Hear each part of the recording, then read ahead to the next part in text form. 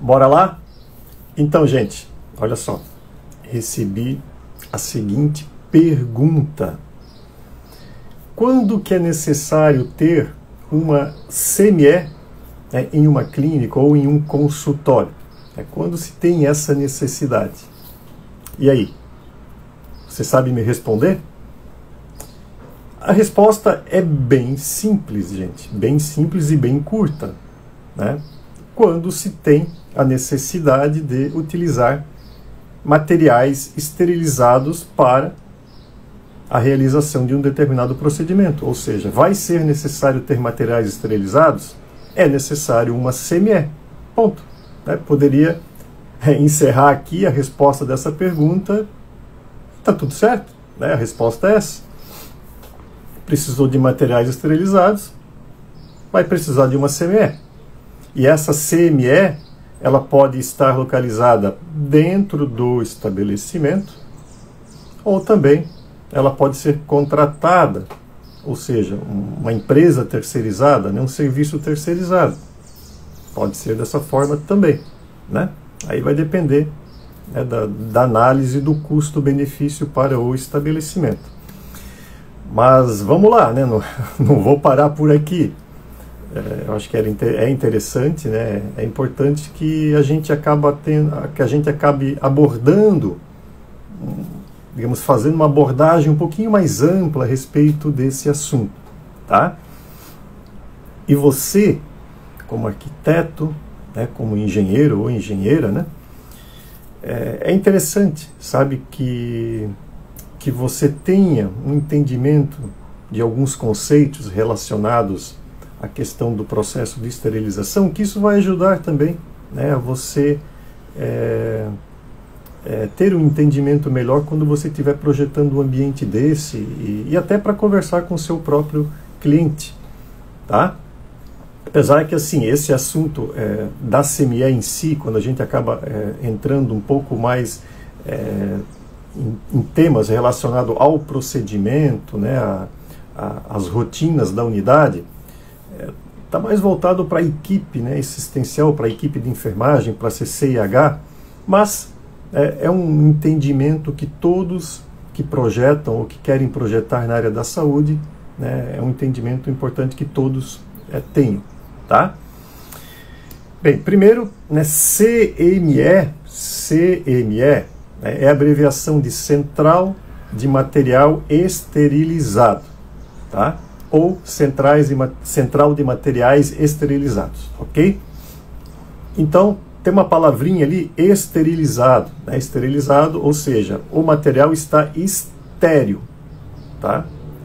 Vamos dar um pause agora nesse assunto, né, da esterilização, para que eu possa passar para vocês um outro conceito. Depois a gente volta para essa questão da esterilização, ok? Só guarda esse termo.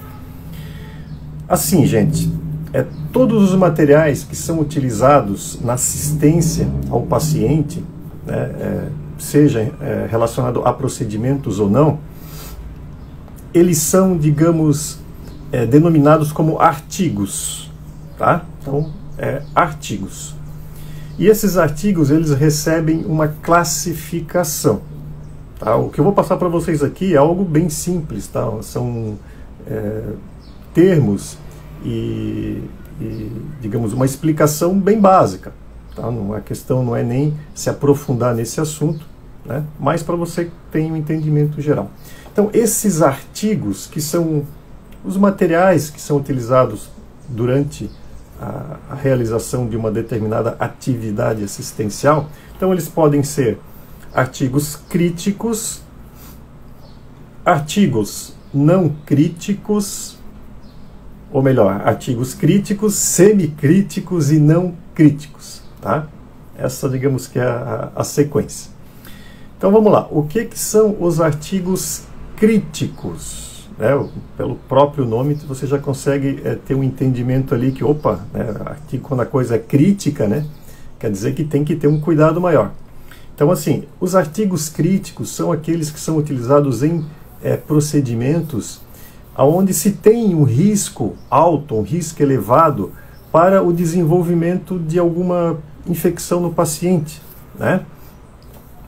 como também em procedimentos onde acaba acontecendo a penetração, né, no tecido do paciente ou também em órgãos. Tá? Então houve ali alguma ruptura do tecido, do órgãos, né, alguma penetração com esses materiais ou com esses artigos, então eles são artigos críticos. Tá? Então todos os materiais que acabam sendo envolvidos nesses procedimentos que tenham essa característica são críticos. Ok? Geralmente, né, são os materiais utilizados em qualquer tipo de procedimento cirúrgico. Seja um procedimento cirúrgico de um porte maior, como também um procedimento cirúrgico de um porte menor. Então, houve a penetração na pele do paciente, tá, já é um artigo crítico. Tá? Outra coisa, os artigos semicríticos já são aqueles artigos, né, ou aqueles materiais que eles não penetram na pele do paciente nem órgãos, mas eles têm contato com, né, a mucosa do paciente, né, seja uma mucosa colonizada ou não, mas com a mucosa do paciente. Tá? E, assim, como exemplo, só para você ter uma ideia, os endoscópios, né, os endoscópios que são utilizados para fazer a endoscopia digestiva alta, né, esôfago, estômago, como também a própria colonoscopia, eles acabam tendo contato com a mucosa interna do paciente, mas eles não perfuram, né, ou melhor, eles não penetram ou não rompem, né, o tecido do paciente. Tá? Então eles são artigos semicríticos. Né? Deu para ter, né, um entendimento. E os artigos não críticos são aqueles artigos que não são nem críticos e não são nem semicríticos. Então aqueles artigos que eles têm contato apenas com a pele íntegra, né, do paciente e acabam não tendo nem o contato com a própria mucosa. Então, são equipamentos, né, artigos mais simples, medidor de pressão, os papagaios, comadres, o próprio leito, né, é um artigo não crítico. Ele tem ali contato com a pele do paciente, né, mas ele não tem contato com a mucosa, não tem contato, né, acaba não tendo contato, não é durante um procedimento, né, penetrando o tecido do paciente. Tá? Então, artigos críticos, artigos semicríticos e artigos não críticos. Bem, já com esse entendimento, vamos avançar mais um pouco. Tá? Quando os artigos eles são considerados críticos, ou seja, eles são utilizados em procedimentos invasivos, né, eles precisam do processo de esterilização. Tá? Então, artigos críticos têm que ser esterilizados. Ok? E os artigos semicríticos e não críticos, eles não precisam ser esterilizados. Tá? Basta apenas eles passarem por um processo de desinfecção. Ok? Então vamos lá. O que é a esterilização, então? Né? O que é esse processo de esterilização necessário para os artigos críticos? É muito simples, gente. Na verdade, a esterilização ele vai deixar o material estéril.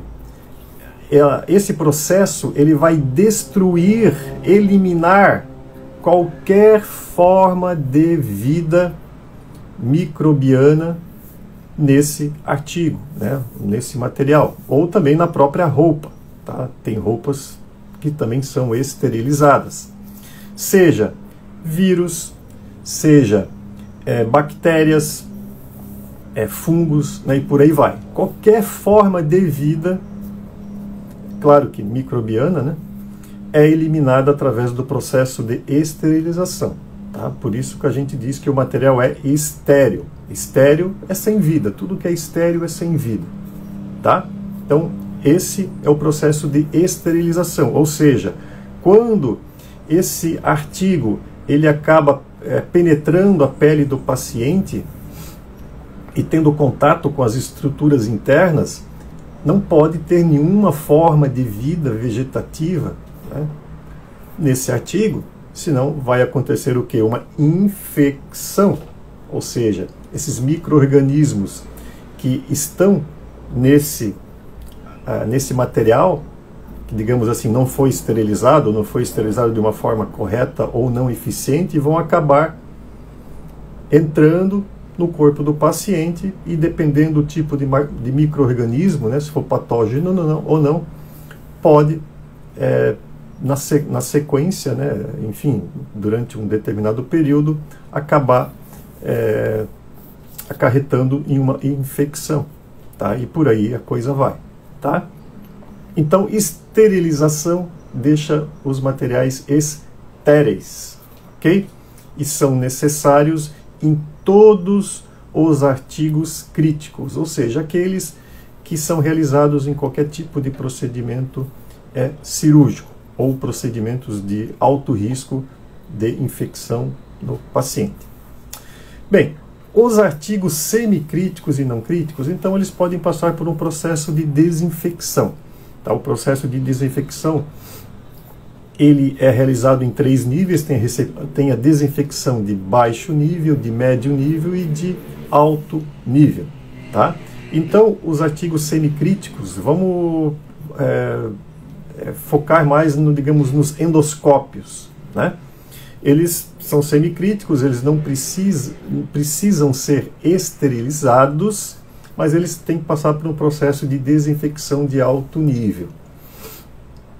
Esse processo de desinfecção de alto nível, ele chega muito próximo ao processo de esterilização, tá?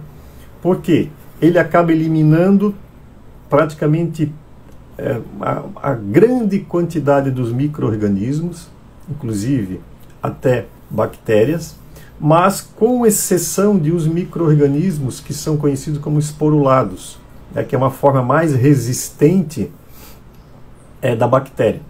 Tá? Então, digamos, para você ter um entendimento, ele chega muito próximo da esterilização, mas ele não é totalmente considerado estéril, porque ele acaba não removendo, ou não eliminando uma certa parte desses micro-organismos mais resistentes, tá? Que daí só com o processo de esterilização, ok? Aí depois tem o processo de desinfecção de médio nível, de baixo nível, né? Que cada um tem o seu processo, né? o seu procedimento de como esses artigos são processados, digamos assim, ok? Então está entendido, né? Artigos semicríticos, apenas uma desinfecção de alto nível, e os artigos críticos, esterilização, tá? E assim, a esterilização, ela é realizada através de processos físicos e de processos químicos, tá? Então, só dando uma passada geral para vocês, né? Geralmente o método mais comum de esterilização é através do calor úmido, né, do vapor saturado. Então, através das autoclaves, que é realizado a grande parte do processo de esterilização, que é em alta temperatura. Tá? E essas autoclaves você vai encontrar desde as autoclaves debancadas, né, aquelas menorzinhas, como também autoclaves aí de uma litragem maior, claro que para atender uma demanda maior de materiais, né, a serem esterilizados, ok? E também tem autoclaves que realizam um processo de esterilização em baixa temperatura, tá? Por quê? Tem alguns materiais que eles são sensíveis a alta temperatura, né, que são os materiais termossensíveis. Então, materiais que possuem borracha, né, silicone, material de ótica. Então, se esses materiais eles forem submetidos a um processo de esterilização de alta temperatura, né, pode-se danificar esses materiais, né, que são materiais caros, né, com custo alto. Então, tem processos de esterilização a baixa temperatura com a mesma eficiência, né, do processo de alta temperatura. Claro que são equipamentos mais específicos, equipamentos mais caros, Geralmente o estabelecimento terceiriza essa esterilização de baixa temperatura em função dos custos, né, que estão relacionados, mas também tem vários estabelecimentos, né, também uma boa parte do estabelecimento também realiza esse procedimento de esterilização de baixa temperatura no próprio local, desde, né, que eles tenham também esses equipamentos específicos, tá? Então, esse, digamos que é o entendimento geral. Tá claro para você até agora? Né? Conseguiu pegar esse entendimento? Né? Olha só, realizou um procedimento cirúrgico ou um procedimento invasivo, vamos focar dessa forma, né? Vai precisar de esterilização. Os materiais que terão contato, né, ali com, que serão utilizados no procedimento precisarão ser esterilizados. Ponto. Tá? E os materiais, os artigos que não acabam sendo utilizados em procedimentos invasivos, como por exemplo os endoscópios, não precisam de esterilização e sim de desinfecção. Ok? E a desinfecção, né, eu estava esquecendo de comentar, a desinfecção ela é utilizada através da imersão desses artigos em um produto químico.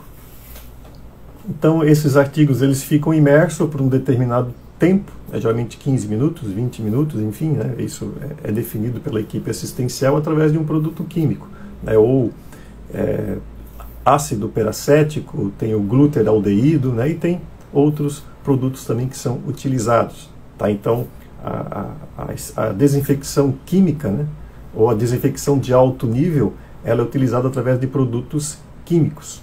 Tá? Então, isso para deixar bem claro para você. Ok? Bem, então, agora, né, vocês já estão craque nessa questão, né, de quando que é necessário esterilizar ou não. Beleza. Agora, vamos lá. A esterilização, então, ela acontece em uma CME, tá? Que é Central de Materiais Esterilizados. Então você já sabe que o material vai ter que ser esterilizado e ele é esterilizado em uma CME. Beleza, então chegamos até aqui. Só que a legislação, tanto a RDC 50 como a legislação mais atual, que é a RDC 15, tá? Ela diz o seguinte, que pode-se ter dois tipos de CME. CME classe 1, que é mais conhecido como a CME simplificada, como também a CME classe 2, né, que vamos intitular como a CME hospitalar, né, para a gente conseguir, né, fazer a diferença. Tá? Então, os dois tipos de CME esterilizam materiais. Tá? Então, isso essa é a atividade principal da CME.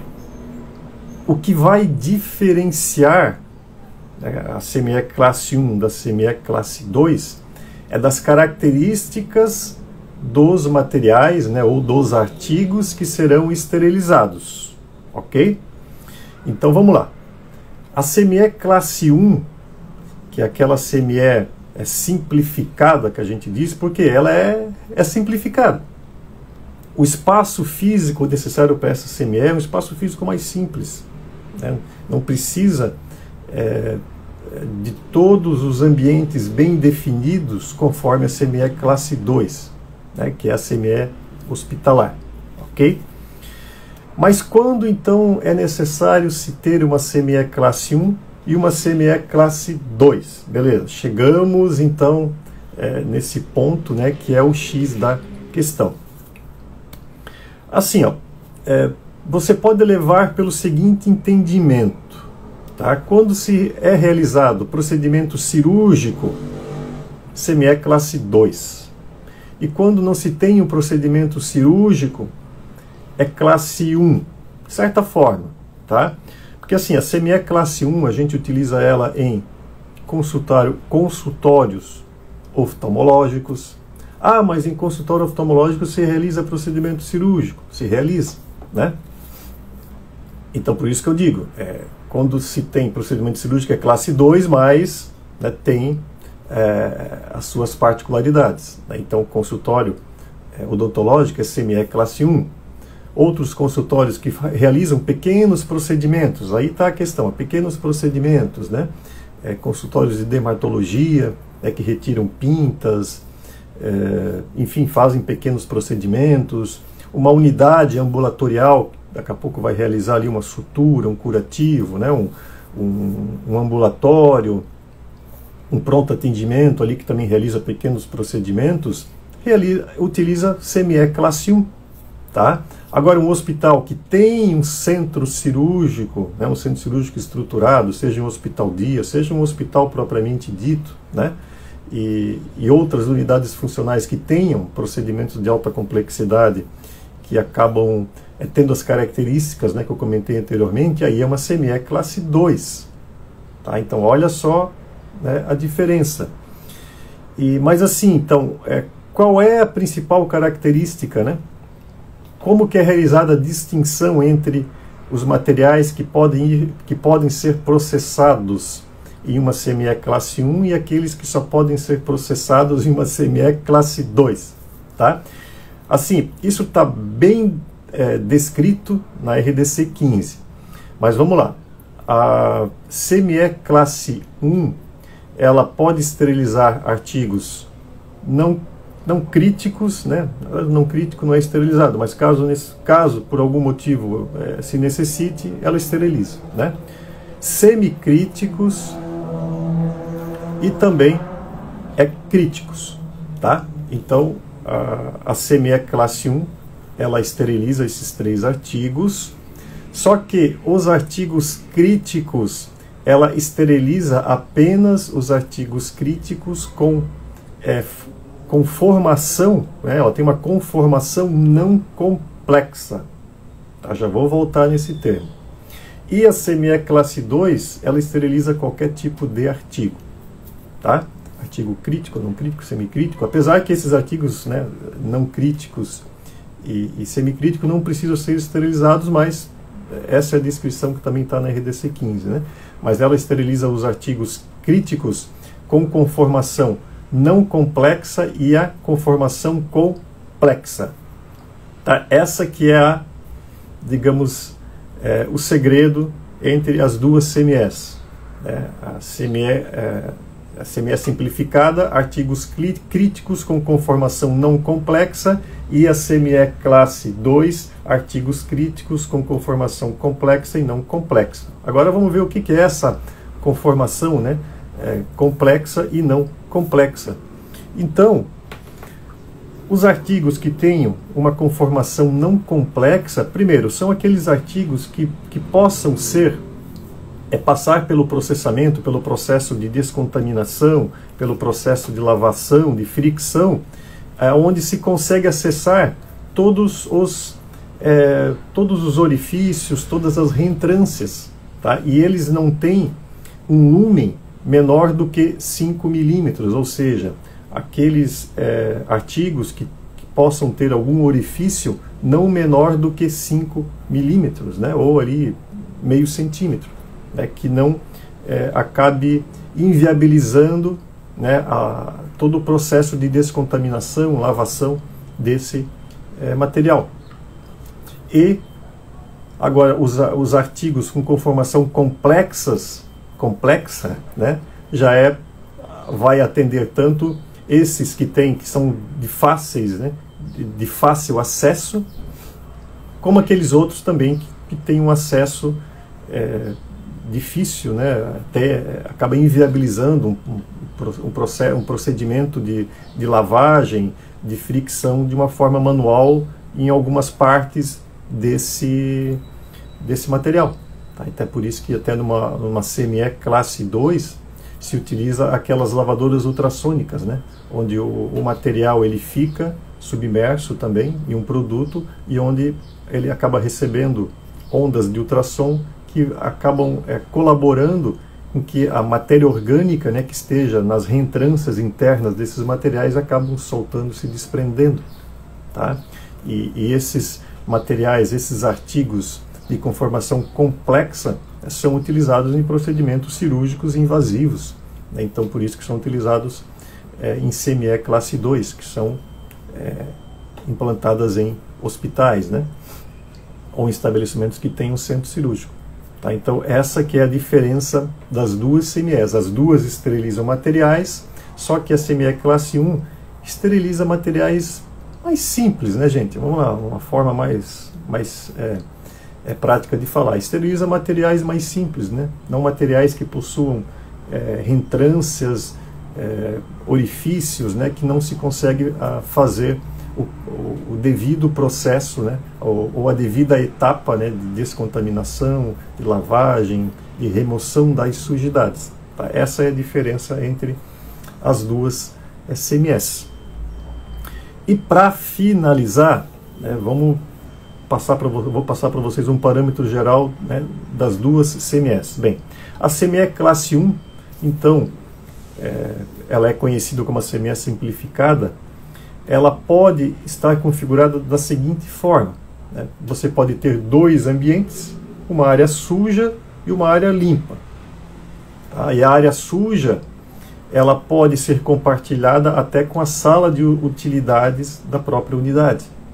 E esse material ele é passado através de um guichê simples, né, para uma outra área, ou melhor, para uma outra sala, um outro ambiente, onde é realizado depois o preparo desse material para ser esterilizado. Tá? Então, imagine um ambiente, uma sala aí de 4 metros quadrados, se não me engano, acho que é 4,80 metros quadrados, que a RDC 50 ela pede, né, para essa área suja da CME simplificada. Tá? Então, é uma sala com essa dimensão no mínimo, então você vai ter ali uma bancada com as 2 cubas aí pelo menos, onde vai ser feita a lavação desse material. Aí depois esse material vai ser colocado, vai ser passado através de um guichê para a área limpa. Nessa área limpa vai ser feito, né, a seleção, a organização do material.